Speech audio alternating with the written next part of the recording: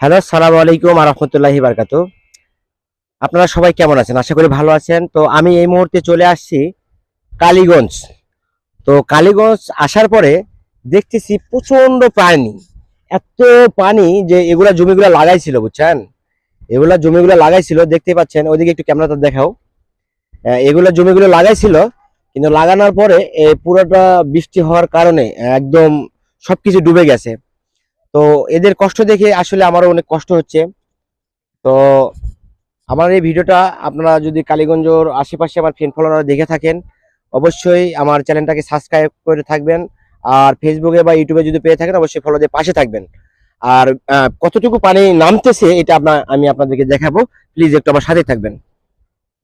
দেখেন একটু পানি কেমন, সেই পানি নামতেছে, অসংখ্য পানি, সেই পরিমাণ বৃষ্টি হয়েছে। আমার পিছনে দেখতে পাচ্ছেন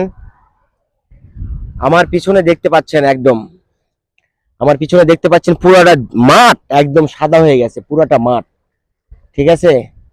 তো আমি অনেক কষ্ট করে ভিডিও তৈরি করি। আমার ভিডিওটা প্লিজ আপনারা কেউ উপরে ধাক্কা দেবেন না। সবাই ভালো থাকবেন, সুস্থ থাকবেন। আসসালামু আলাইকুম।